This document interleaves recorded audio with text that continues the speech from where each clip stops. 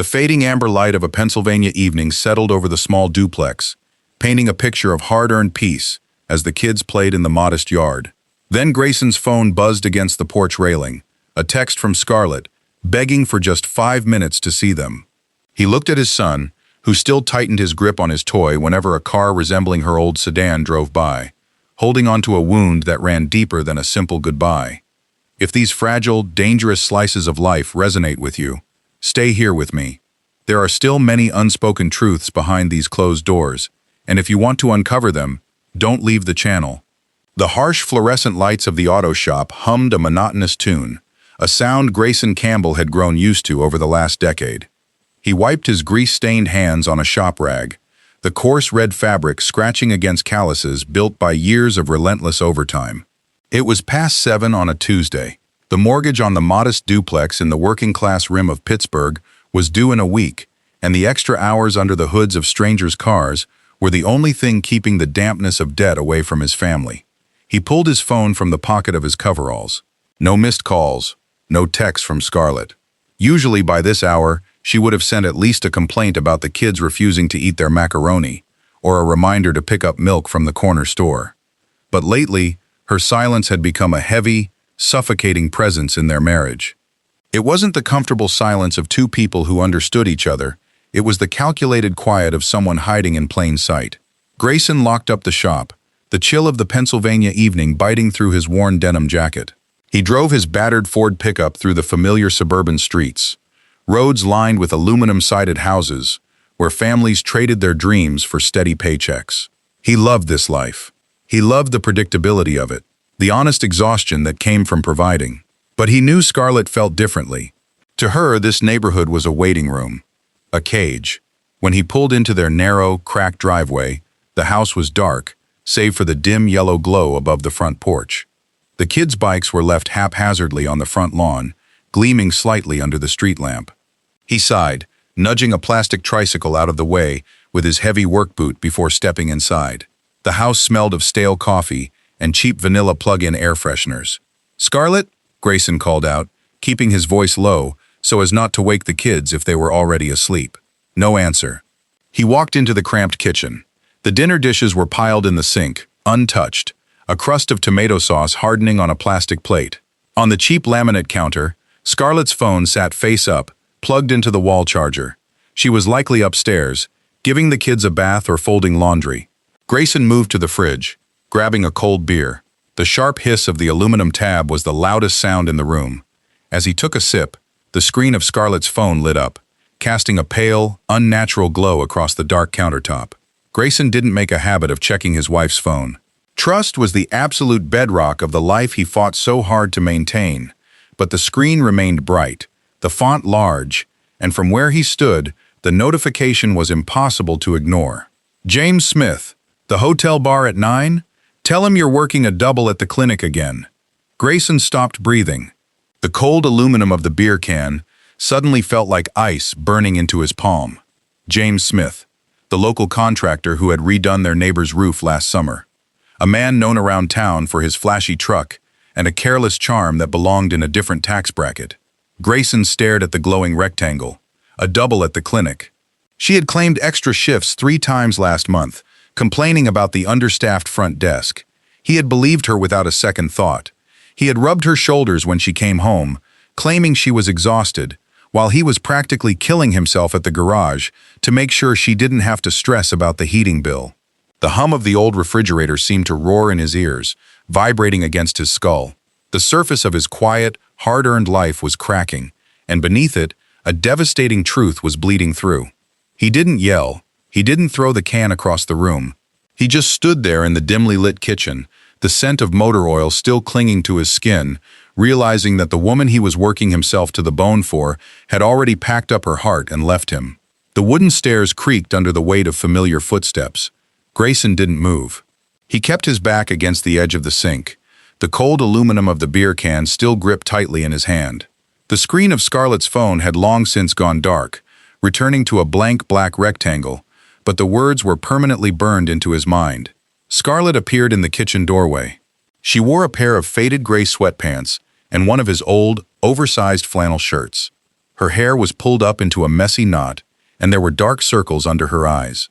For a fleeting second, Grayson saw the woman he had promised to protect, the mother of his children who looked exhausted from a long day.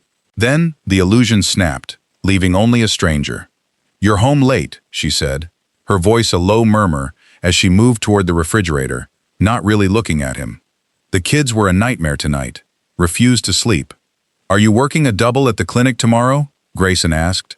His voice was unnaturally calm, flat, lacking the usual warmth that greeted her after a long shift.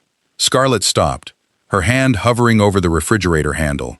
The stillness in the room suddenly felt heavy, suffocating. She slowly turned to look at him, her brow furrowed. "What?" "A double shift," Grayson repeated, his gaze shifting from her face to the phone resting on the laminate counter. "Tomorrow night. Are you working one?" Scarlett's eyes tracked his movement. She saw the phone.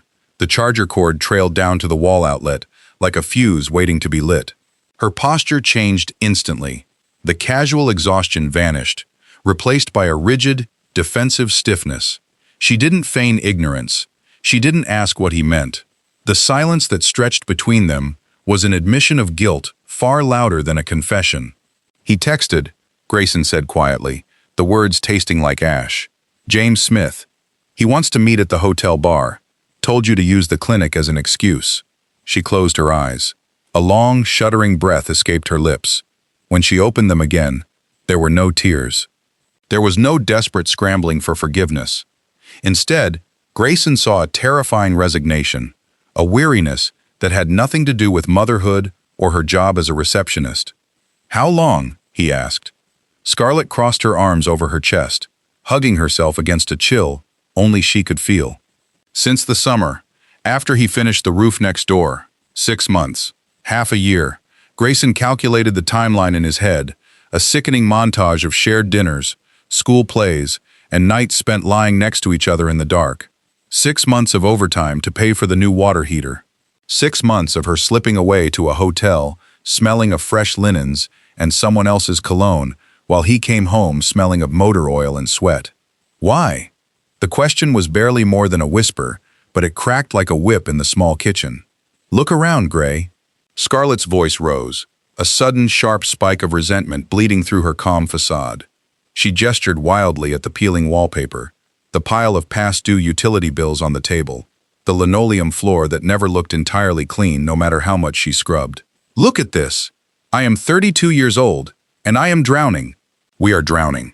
Every single day is just about surviving until the next paycheck. I work 60 hours a week for this family," Grayson said, his voice trembling for the first time. He looked down at his hands, the knuckles permanently stained with grease, the cuts and calluses a testament to his devotion. "And it's not enough," she fired back, her eyes flashing with a cruel, desperate honesty. "It is never enough. James. He doesn't talk about the electric bill. He doesn't smell like a garage. When I'm with him, I'm not just a mother trapped in a duplex waiting for the roof to cave in. I actually feel alive." The word struck Grayson with physical force. She wasn't just apologizing for a mistake, she was justifying an escape. She had looked at the life he was literally breaking his back to build and decided it wasn't worth the effort.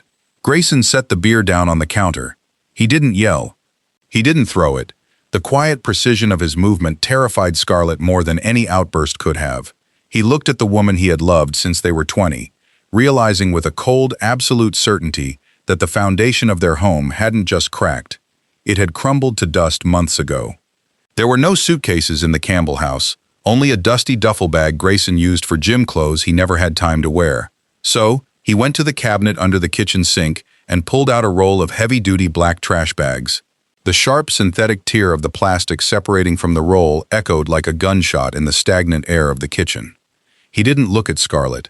He didn't need to. He could feel her standing by the refrigerator, perfectly still, as if holding her breath would somehow rewind the last 10 minutes. But the confession hung in the space between them, thick and immovable.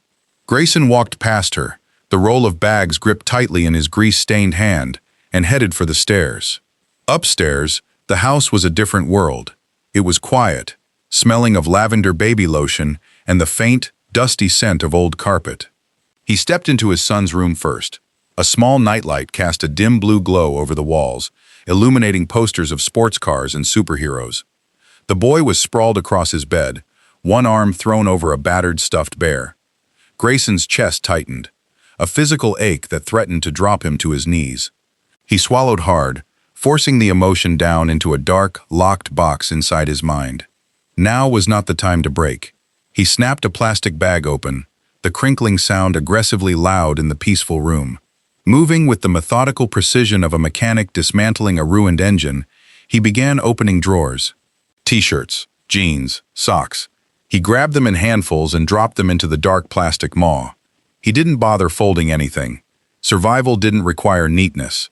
He moved to his daughter's room next, repeating the brutal, efficient process.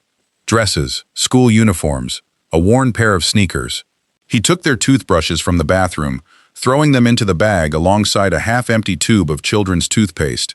When he finally stepped out into the narrow hallway, carrying two bulging black bags over his shoulders, like a grim parody of Santa Claus, Scarlett was standing at the top of the stairs. The defiance that had fueled her in the kitchen was gone. Her face was pale, her eyes wide as they darted from the plastic bags to Grayson's hardened jaw. For months, she had lived in a fantasy where she was the tragic heroine trapped in a mundane life, seeking solace in the arms of a man who promised her excitement. But the reality of her choices was standing right in front of her, packing up the collateral damage. "Gray," she whispered, her voice trembling. She reached out a hand, her fingers brushing the worn denim of his jacket. "What are you doing? It's past 10 o'clock. You can't wake them up. Watch me," he said. His voice was completely devoid of anger, which terrified her more than anything else. It was the voice of a stranger. "Where are you going to go?"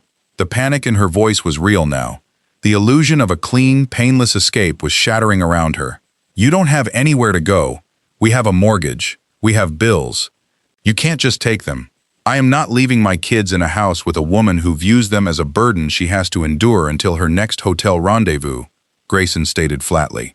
He shifted the weight of the bags, the plastic straining. "I'll be back for the rest of my things tomorrow, while you're at the clinic, or wherever you pretend to be." He didn't wait for her to formulate an argument. He turned his back on her, walking back into his son's room.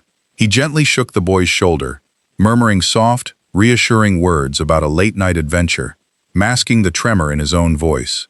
10 minutes later, Grayson walked out the front door, a sleepy, bewildered child holding onto each of his hands. He didn't look back at the illuminated doorway, nor at the silhouette of his wife standing in the frame, watching the only real thing she had ever built drive away into the cold Pennsylvania night. Room 114 of the Starlight Motel smelled faintly of industrial bleach and decades of stale cigarette smoke, a scent that clung to the heavy, mustard-colored curtains. Outside, the steady drone of tractor trailers on the interstate provided a relentless, mechanical lullaby. A flickering neon vacancy sign bled a harsh, intermittent orange glow through the gap in the drapes, casting long, unnatural shadows across the worn carpet. Grayson sat perfectly still in a cheap vinyl armchair near the window, watching his children sleep. They were huddled together on one of the two sagging double beds, fully clothed except for their shoes. His son's arm was draped protectively over his younger sister, his small fingers still clutching the battered stuffed bear. They had cried during the car ride, confused by the sudden midnight exodus, asking for their mother and their own beds. Grayson had swallowed his own shattering grief, spinning a hollow story about a broken pipe at the house and a surprise overnight adventure. Exhaustion had eventually claimed them, but their sleep was restless, punctuated by small, uneasy shifts. Grayson slowly pulled his phone from his jacket pocket. The screen lit up, glaring in the dim room.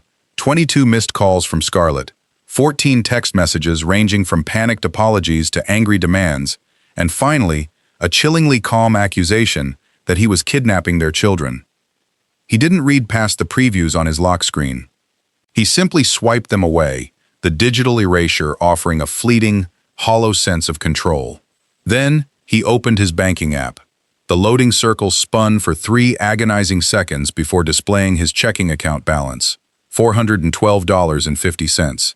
A cold sweat broke out on the back of his neck. The mortgage payment for the duplex he had just abandoned was due in 6 days. The motel room had cost him $65 for the night, plus a cash deposit. He needed gas for the truck to get to the shop tomorrow. He needed to buy the kids breakfast, lunch, and a change of clean underwear. The math was brutal, immediate, and unforgiving.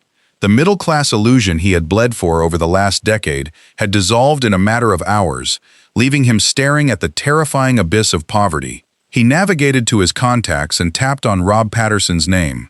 Rob was the senior mechanic at the shop, a gruff, divorced man who communicated mostly in grunts and knew the exact torque specifications for every Ford engine built since 1990. Grayson typed out a message, his thumbs hovering heavily over the screen, battling a profound sense of humiliation. Left the house tonight, took the kids. At the Starlight off exit 42. I'm short on cash until payday Friday. Can you spot me a few hundred? I swear I'm good for it. He hit send before his pride could force him to delete it. The silence in the room stretched out, amplified by the hum of the mini-fridge in the corner. Grayson stared at the thin, scratchy blanket covering his children. He had protected them from the toxic fallout of Scarlett's resentment, from the lie their home had become, but looking at their small forms in this sterile, transient room, doubt began to gnaw at his resolve. Had he ruined their lives to save his own dignity? His phone buzzed against his palm. A notification popped up from his bank. A transfer of $500 had been deposited. A second later, a text from Rob arrived. Don't worry about the money. Just keep those kids safe. See you at 8 a.m. Bring them to the shop if you have to. I'll set up a tablet in the break room. Grayson closed his eyes, his throat tightening to the point of pain. He pressed the heels of his hands against his eye sockets, fighting the sudden, burning sting of tears. He didn't cry when he saw the text from James Smith. He didn't cry when he packed the trash bags.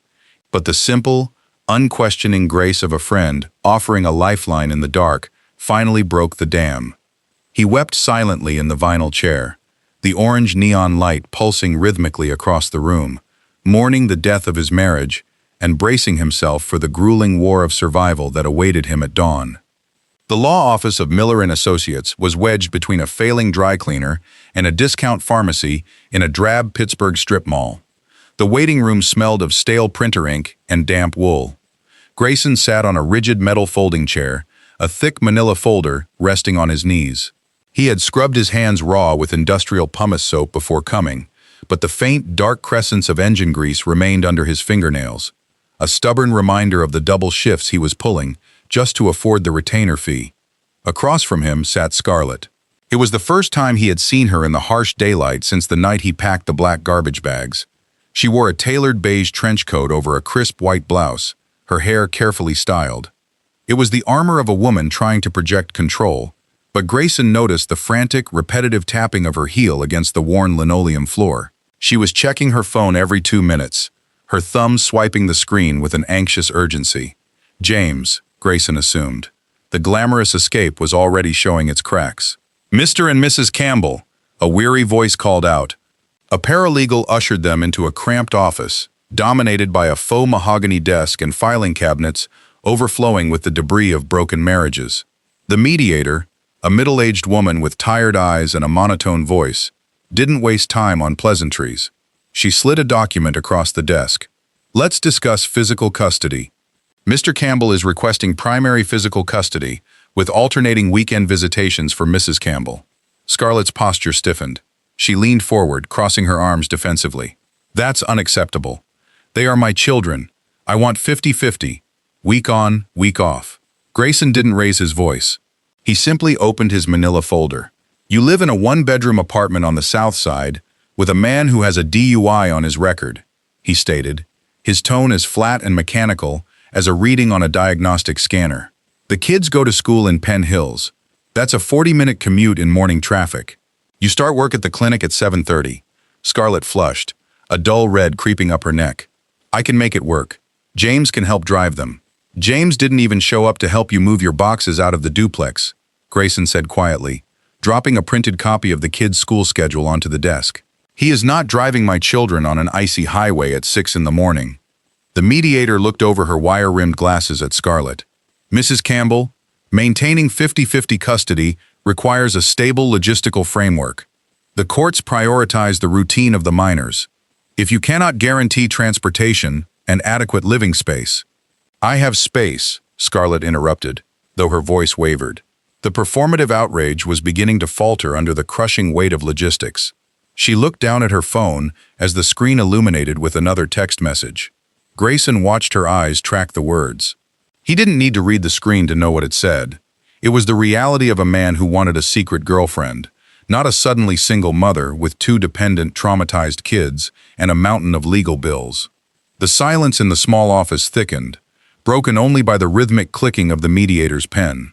Grayson watched his wife calculate the cost of her pride. To fight for 50-50 custody meant dragging this out, incurring thousands of dollars in fees she didn't have, and forcing a lifestyle that her new partner clearly had no intention of supporting.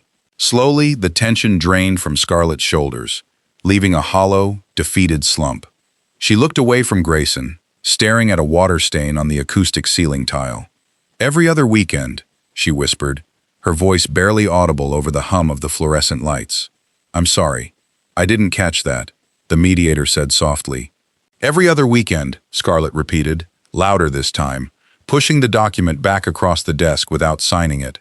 "And Wednesday dinners, if I can get off work." Grayson closed his folder. He had won the war, securing his children's safety and the fragile routine he had built from the wreckage. But as he walked out of the strip mall and back into the biting Pennsylvania wind, there was no elation. He unlocked the cab of his battered Ford, gripping the cold steering wheel. He had protected his kids, but he had also just witnessed their mother formally surrender them for a one-bedroom apartment and a man who wouldn't even drive them to school. The victory tasted entirely of ash. The red digits of the alarm clock read 5:15 a.m. Grayson reached out a heavily calloused hand in the dark, silencing the buzzer before the second beep could sound.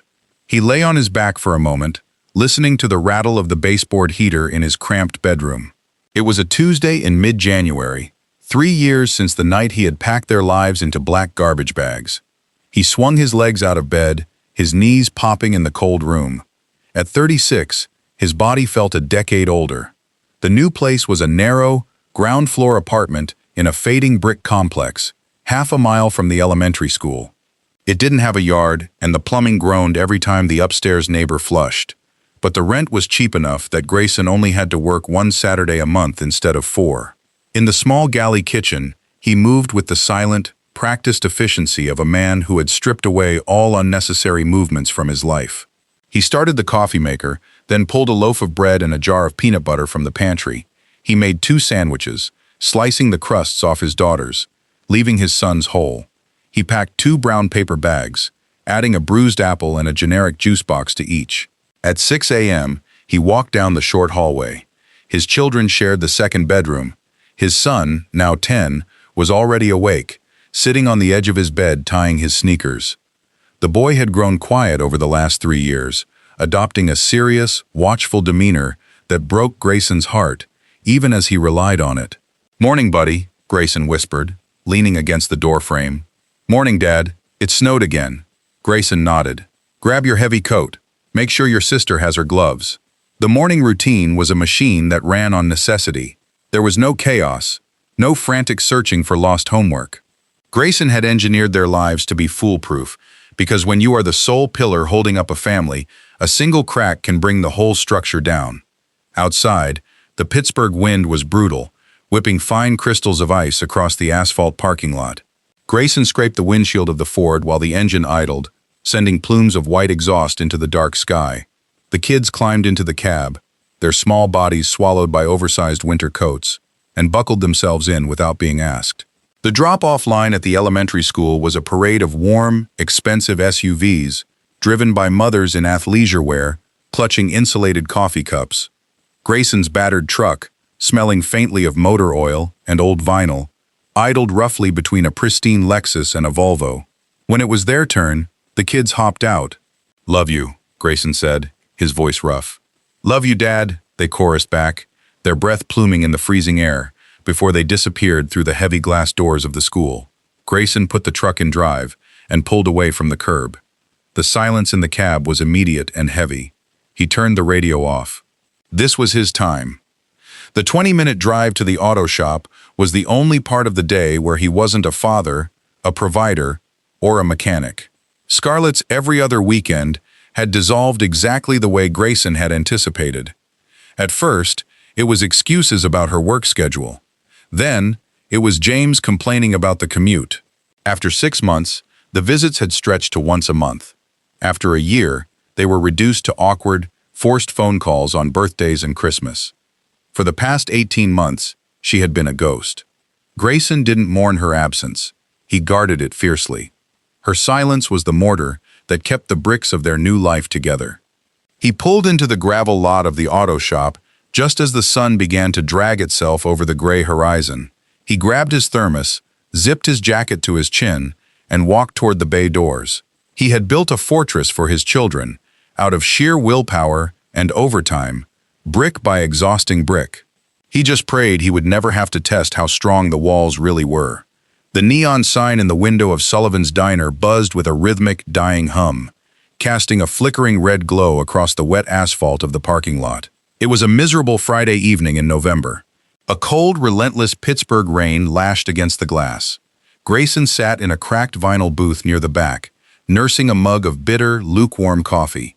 It was his one small indulgence, a cheap plate of meatloaf and an hour of absolute silence before returning to the cramped apartment and the heavy mantle of fatherhood. The bell above the diner entrance chimed, a sharp, cheery sound that felt entirely out of place in the gloom. Grayson didn't look up.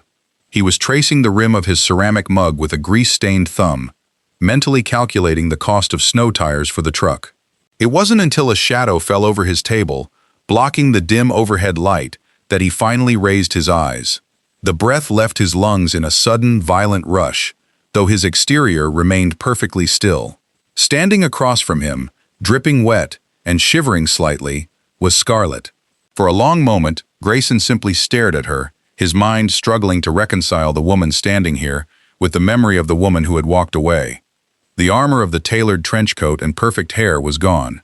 She wore a faded, oversized parka that looked cheap and poorly insulated against the Pennsylvania chill. Her hair hung in limp, damp strands around her face, but it was her eyes that held the most striking change. The arrogant, desperate fire of a woman seeking a glamorous escape had been extinguished, replaced by the hollow, haunted look of someone who had hit the bottom and found nothing but concrete. "Hi, Gray," she said. Her voice was raspy, stripped of its old confidence. Grayson did not invite her to sit. He did not return the greeting. He simply kept his hands wrapped around his coffee mug, an anchor keeping him grounded in the present. Taking his silence not as a boundary, but as a lack of immediate rejection, Scarlett slid into the booth opposite him. The vinyl shrieked in protest. She kept her hands in her lap, looking down at the scarred Formica table. "I didn't know if you still came here on Fridays," she murmured, wiping a drop of rain from her cheek. "I parked across the street, watched your truck for an hour, to make sure it was you." "What do you want, Scarlett?" His voice was gravelly, devoid of anger, devoid of warmth. It was the voice one used with a stranger asking for directions. She flinched at the flat tone. "James left me," she blurted out, the words tumbling over each other in a pathetic rush. 6 months ago, he met someone else. A girl in her 20s. He kicked me out of the apartment. I'm renting a room above a laundromat in McKeesport now. I work the register at a drugstore." Grayson felt a cold detachment settle over him. 3 years ago, the thought of her with James had been a knife twisting in his gut. Now, the revelation of her misery provoked nothing but a profound, chilling emptiness. She had burned their house down for a mirage, and now she was standing in the ashes, expecting him to hand her a blanket. "I didn't ask for an update on your living situation," Grayson said evenly, his gaze locked on her pale face. Scarlett swallowed hard, her hands finally coming up to rest on the table. They were trembling. I know I have no right, but I have nothing left, Gray. Nothing. The silence in that room, it's killing me. I wake up every morning and remember the faces of my children as you walk them out the door, and I can't breathe." "You chose the silence," he replied, his voice dropping to a dangerous, quiet register. "You chose a one-bedroom apartment with a man who didn't want them. You haven't called on a birthday or a holiday in a year and a half. They stopped asking about you 20 months ago." Tears finally spilled over her lower lids, tracking through the cheap foundation on her cheeks. "I was ashamed. I was so ashamed of what I had done, of how far I had fallen, that I couldn't bear to hear their voices. But I'm their mother. I'm still their mother. Please, Grayson, just let me see them. Just for an hour. I need them to know I'm sorry. Grayson stared at the woman weeping into the diner napkins. She wasn't here for the children. She was here for absolution. She wanted to use them as a balm to soothe her own crushing guilt. He slid a $10 bill onto the table, covering his check. He didn't finish his coffee. I will not let you use my kids to make yourself feel better about the bed you made, Grayson said, sliding out of the booth. He stood tall, the exhaustion in his bones momentarily eclipsed by a fierce, protective rage. Don't follow me, and don't ever wait by my truck again.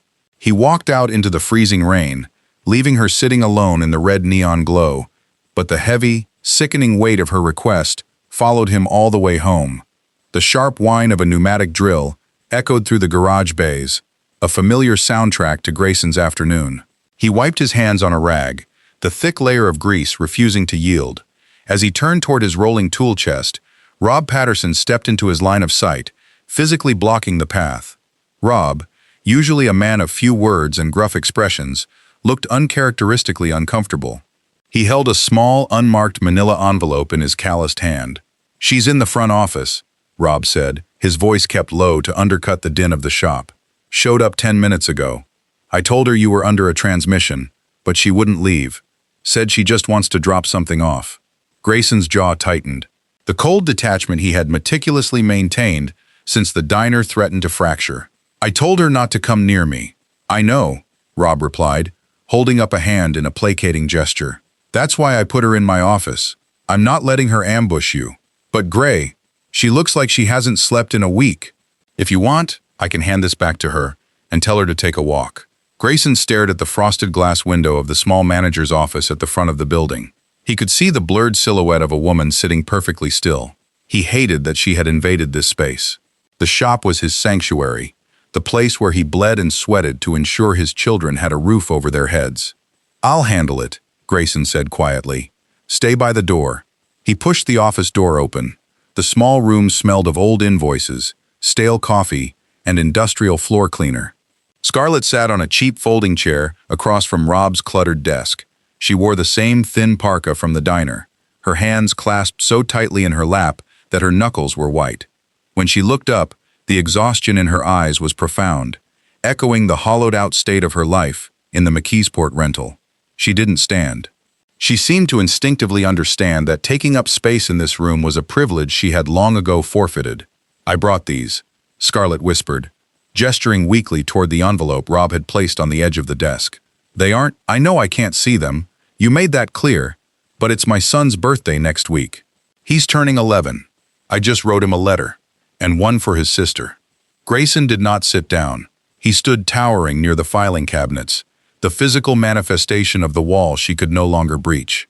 You don't get to drop in and play mother through a piece of paper whenever the guilt gets too heavy. It's not just guilt, she pleaded, her voice cracking under the fluorescent lights. I want them to know I exist, that I love them. They know you exist, Scarlett. They also know you left. Grayson's tone remained dangerously level, devoid of the screaming match she probably expected. They stopped asking for you because the disappointment hurt too much. I am not handing them an envelope, so you can reintroduce that pain on his birthday. Rob shifted his weight by the doorframe, a silent sentinel, ensuring the emotional volatility of the room remained contained. Scarlett lowered her head, a single tear cutting a track down her pale cheek. She didn't fight back. The fiery resentment that had fueled her departure years ago had completely burned out, leaving nothing but ash. Then let Rob keep them, she said softly, her gaze shifting to the older mechanic. Just keep them in a drawer, if they ever ask, if they ever want to know if I tried to reach out. Please, Grayson, don't throw them away. Just let them exist somewhere. Grayson looked at the manila envelope. It was thin, representing a fragile, pathetic attempt to bridge a chasm she had dug with her own hands. He looked at Rob, who offered a slow, almost imperceptible nod. Rob can keep them in his desk, Grayson finally said, his voice cold and final. But I will not mention them. I will not hand them over, and if you ever show up at my place of work again, I will have you removed. He turned and walked out of the office, the heavy door clicking shut behind him, leaving his ex-wife sitting in the sterile room, entirely separated from the world she had broken. The manila envelope sat on the scratched surface of the thrift store coffee table like an unexploded bomb. Grayson had lied. He hadn't left it in Rob's desk drawer. At the end of his shift, when the bay doors were pulled down and Rob had gone to the back to check inventory, Grayson had slipped into the front office and shoved the thin envelope into the inner pocket of his denim jacket. It had burned against his chest for the entire drive home. Now it was past midnight. The apartment was entirely still, save for the rhythmic dripping of the bathroom faucet he kept meaning to fix, and the muffled roar of a snowplow rumbling down the distant avenue. A single lamp in the corner cast long, distorted shadows across the living room walls. Grayson sat on the edge of the sagging sofa, a glass of tap water warming in his hand. He hadn't touched a drop of alcohol since the night at the motel 3 years ago. He couldn't afford to let his guard down, not even for an evening. He leaned forward, resting his elbows on his knees, and stared at the envelope. His son's name was written on the front in Scarlett's looping, slightly uneven cursive, "To my boy, on his 11th birthday." A phantom ache twisted in Grayson's chest. He remembered the boy's 5th birthday, back at the duplex. Scarlett had baked a lopsided chocolate cake, and they had laughed as the dog tried to eat the frosting off the counter.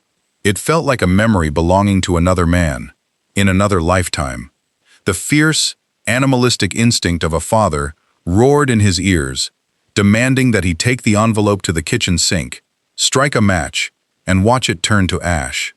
He had spent 1,000 days and 1,000 nights acting as a human shield, absorbing the blows of poverty, exhaustion, and the silent grief his children carried. He had taught his son how to throw a baseball, and taught his daughter how to braid her own hair, because the woman who was supposed to do those things had traded them for a cheap thrill in a hotel room. Why should she get to knock on the door now, simply because her own life had grown too quiet to bear? Grayson closed his eyes, pressing the heels of his hands against them until bursts of static color appeared in the darkness. If he threw the letters away, he was protecting them. He was keeping the monster out of the castle. But the cold, rational part of his brain, the part that diagnosed engine failures and calculated mortgage interest, whispered a terrifying truth. He was not God. He was just a mechanic, and these were not his possessions. They were human beings who would one day turn 18, who would one day ask questions. What if Scarlett drank herself to death in that McKeesport apartment? What if she stepped in front of a bus? If his children ever found out that she had reached out, that she had begged for forgiveness and left letters he had destroyed, the resentment wouldn't fall on her. It would fall on him. He would become the warden who kept them from their mother. Grayson stood up, his joints popping in the cold room. He walked softly down the narrow hallway and pushed their bedroom door open a fraction of an inch. The amber glow of the street lamp outside filtered through the blinds, illuminating the 2 small mounds under the heavy winter quilts. Their breathing was deep and even. They were safe. They were whole, albeit scarred. He realized then that protecting them didn't mean making the world entirely sterile. It meant trusting the foundation he had built. He had to give them the truth, no matter how ugly it was, and let them decide what to do with it. He couldn't carry the weight of her sins, but he wouldn't carry the weight of a lie either. Grayson walked back to the living room, picked up the envelope, and placed it carefully on the kitchen counter next to the lunchboxes he had packed for the morning. Tomorrow, he would dismantle the wall. He just prayed the roof wouldn't collapse when he did. The pale winter sunlight struggled through the cheap vinyl blinds of the kitchen window, casting thin, dusty stripes across the linoleum floor. It was Saturday morning. The apartment was filled with the mundane, comforting sounds of their weekend routine, the low hum of the refrigerator, the rhythmic crunch of cereal, and the faint, tinny audio of a cartoon playing on the small television in the living room. Grayson sat at the head of the small square table, a mug of black coffee cooling in his hands. Between his mug and the sugar bowl rested the manila envelope. He watched his son. The boy would be 11 in 4 days. He had grown taller, his shoulders broadening beneath his faded flannel shirt, but it was his eyes that carried the real weight of the last 3 years. They were too observant, too guarded for a child. Beside him, his younger sister swung her legs beneath her chair, humming softly as she fished the marshmallows out of her bowl. Grayson took a slow, steadying breath. The air in his lungs felt like glass. "Hey guys, can you pause the TV for a minute? I need to talk to you about something." His son reached for the remote on the counter and muted the television. The sudden silence in the apartment was deafening. The boy looked back at his father, his gaze dropping almost immediately to the foreign object on the table. He recognized the tension. He had lived intimately with it during the final, suffocating months in the duplex. Grayson pushed the envelope toward the center of the table. "Your mother came to the auto shop yesterday afternoon." The boy stopped chewing. His spoon froze halfway to his mouth, then slowly lowered back into the bowl with a quiet clink. His sister looked up, her brow furrowing, sensing the sudden, precipitous drop in the room's temperature. The word mother was an artifact in this apartment, a relic from a museum they never visited. "She didn't ask to take you anywhere," Grayson continued, his voice meticulously neutral. He was determined not to poison the well, to let them navigate this solely on their own terms. "She just brought this. She wrote a letter for your birthday next week, and one for your sister." He waited. He braced himself for tears, for angry questions, for a desperate grab at the envelope. He braced himself to manage the emotional explosion he had spent all night dreading. Instead, his son simply stared at the looping, uneven cursive spelling out his name. He looked at it not with longing, but with the cold, clinical detachment of a mechanic inspecting a ruined part. The silence stretched, thick and suffocating, interrupted only by the distant wail of a police siren miles away. Slowly, deliberately, the boy reached out his hand. He placed his index finger on the edge of the envelope and pushed it back across the table, sliding it until it rested against Grayson's coffee mug. "I don't want it," the boy said quietly. His voice didn't shake. There was no explosive, childish anger. It was the calm, terrifying certainty of someone who had learned to guard his own survival above all else. Grayson's chest tightened, a sharp pain radiating behind his ribs. "You don't have to read it right now, buddy. You can just keep it in your drawer. If you ever change your mind." "No." The boy looked up, meeting his father's eyes. The clarity in his gaze was chilling. "She didn't want to be in our house, Dad. We don't need her to be here now. Tell her we don't want her letters." His younger sister reached out, her small hand gripping the sleeve of her brother's flannel shirt. She shrank back slightly in her chair, a silent but absolute alignment with his protective stance. Grayson looked at the two of them. He had spent 3 years agonizing over how to shield his children from the world, fearing he was the villain standing between them and their mother. But the profound, devastating tragedy of Scarlett's choices was suddenly laid bare. Grayson wasn't the wall keeping her out. The bridge hadn't been blocked by a bitter ex-husband. It had been methodically, permanently dismantled by the children themselves. Scarlett's ultimate punishment wasn't poverty or a lonely apartment in McKeesport. It was the absolute, freezing apathy of the lives she had abandoned. Grayson placed his heavy hand over the envelope, sliding it off the table and out of sight. "Okay," he whispered, his voice thick with a sorrow that belonged entirely to them. "Okay, go back to your cartoon." The wind coming off the Allegheny River was merciless, carrying the bitter, damp chill of a Pittsburgh February. Centennial Park was largely abandoned. The swings creaked rhythmically, pushed only by the gusts of freezing air. The sky was an unbroken expanse of slate gray, pressing heavily down on the bare, skeletal branches of the oak trees. Scarlett sat on a cold, green metal bench facing the parking lot. She had arrived 40 minutes early. She wore her thin parka, her hands shoved deep into the pockets, clutching 2 small, hastily wrapped boxes, discount store toys she had bought with the last of her week's paycheck. She was shivering, though whether from the biting wind or the agonizing adrenaline of anticipation, she couldn't tell. At exactly 2 o'clock, the familiar, rusted grille of Grayson's Ford pickup turned into the gravel lot. Scarlett stood up immediately, her breath catching in her throat. She took a tentative step forward on the frozen grass, her eyes straining through the gray afternoon light to see through the windshield. She waited for the passenger doors to open. She waited for the small, familiar figures wrapped in winter coats to step out onto the gravel. The engine died. Only the driver's side door opened. Grayson stepped out into the cold. He zipped his worn denim jacket to his chin and began walking toward her. He was alone. Scarlett stopped breathing. The empty space behind him in the parking lot suddenly felt as vast and terrifying as an ocean. She watched him approach, his gait steady and unhurried. There was no anger in his posture, no righteous fury. He looked like a man who had simply come to finish a job. He stopped 10 feet away from the bench, keeping a deliberate physical boundary between them. "Where are they?" Scarlett's voice was a ragged whisper, instantly swallowed by the wind. She looked frantically back at the truck, as if they might just be hiding in the back seat. "Gray, where are they?" "They're at the apartment," Grayson said, his voice flat and even, carrying the grim weight of an undertaker. "They're watching cartoons." Scarlett's pale face crumpled in confusion, then hardened into a desperate, panicked denial. "You promised. You took the letters from Rob. You promised you would tell them I wanted to see them." "I did," Grayson replied. "I put the letters on the kitchen table yesterday morning. I told them you had come to the shop. I told them you had written to them for their birthdays and that you wanted to see them." "And you told them not to come," she accused, tears instantly spilling over her lashes, freezing almost immediately on her cheeks. "You poisoned them against me. You told them I was a monster." "I didn't have to say a single word, Scarlett," Grayson interrupted softly. The quiet certainty in his tone stripped away her anger, leaving only a hollow terror. "I didn't steer them. I didn't stop them. I laid it out, and I stepped back." He looked at the woman he had once promised his life to, the woman who had found his devotion too mundane to endure. "Our son looked at the envelope," Grayson continued, forcing her to hear the exact mechanics of her own demise. "He didn't open it. He pushed it back across the table. He told me that you didn't want to be in our house, so they don't need you in theirs.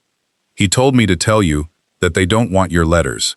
The two small wrapped boxes slipped from Scarlett's trembling hands, tumbling onto the frozen grass with a muffled thud. She let out a sound, a choked, guttural gasp of absolute despair. She covered her face with her hands, her shoulders shaking violently under the cheap parka. She had spent 3 years believing that Grayson was the warden of a prison keeping her from her children. She had constructed a narrative where she was the tragic, barred mother. Now, the walls of that delusion crashed down, revealing the horrifying reality: there was no prison. The door was open, and her children had simply chosen to close it in her face. Grayson stood in the freezing wind and watched her weep. He felt no vindication. There was no triumphant surge of victory in watching the architect of his misery finally pay the toll. He only felt a profound, exhausting sorrow for the boy and the girl sitting in a small apartment a few miles away, who had to learn the cold arithmetic of abandonment before they even reached middle school. "Don't come to the shop again," Grayson said quietly, turning his back on her. "Don't send letters.